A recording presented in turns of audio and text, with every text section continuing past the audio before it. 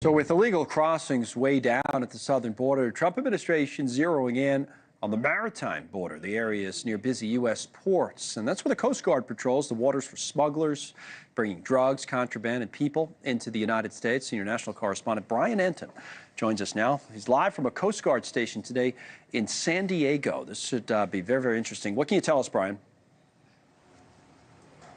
Yeah, it was pretty neat to see, Connell. You know, I've been out with the Coast Guard in the Florida Straits off the coast of Florida. Never here on the West Coast, though, San Diego, the Pacific Ocean side. Very, very busy here.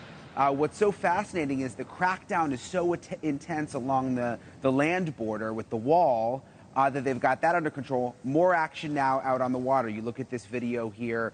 They've got these Coast Guard crews that go out. They intercept the migrants and the smugglers trying to bring people across. You can see they were out doing a training drill out there today. They had the rubber bullet guns out. And basically the first thing they do is they warn the smugglers before they actually go up to them, tell them to stop, tell them to turn back. Second thing is they actually fire warning shots at the boats, we realize. And then the third thing is they will actually fire those PepperBalls at the boats, and they'll actually shoot out the engines. They'll shoot out the engines of the smuggler boats so that they can't move at all. Listen to what the chief told me out there today, Connell.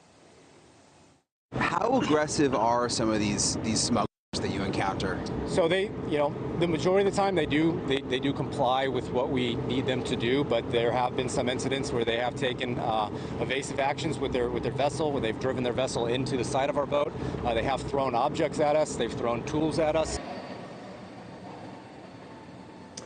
This is one of the guys, right, that you saw there was one of the guys that they picked up recently, actually a known gang member that they say. There's his picture right there. You can see the tattoos. He has actually had felony drug charges before, and it's been steady out there. Again, while the numbers are down with the land crossings, they've stayed pretty steady with these ocean crossings. There's even a Navy destroyer out there right now, Connell. So they're really trying to heighten awareness, send a message to these smugglers that, yes, things are tight now at the U.S. border on land, but it's also very, very tight out at sea. Yeah, Connell? Dealing with some serious folks there, like you showed, gang members and the like. What about, so we saw the boats they're using. You mentioned Navy destroyers involved. What kind of assets, do they deploy or employ when they're doing this kind of work out there? What are they using?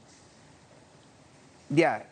Navy is out there, which is very impressive when we saw that big destroyer. Obviously, the Coast Guard, they've got crews that they've brought in all the way from Hawaii. This helicopter, this Dolphin helicopter behind me, came in from San Francisco. So they're beefing things up here, again, because they're not seeing the change in the numbers when it comes to these interdictions at sea right now. They've seen things go down on land, haven't seen that happen at sea, which is why they're really beefing How things would up. you compare it? I know you said you did. I actually did a story myself a few years ago in Miami. It was Customs, Border Patrol, Coast Guard. They're all working together, similar.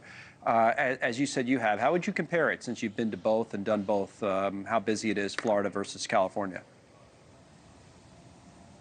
Yeah, the smuggler operation here seems more organized, Connell, which I thought was interesting. A lot of times you'll see migrants floating over on rafts from Haiti or Cuba in Florida. Here, it's like a constant back and forth, like almost like a shuttle service that these smugglers have on some of these small boats. Much, much more organized from what I could tell. That is interesting. All right, Brian. As always, thanks, Brian Enton, our senior national correspondent. Thanks so much for watching. Just go to joinnn.com to find News Nation on your television provider. And don't forget to click the red subscribe button below to get more of News Nation's fact-driven, unbiased coverage.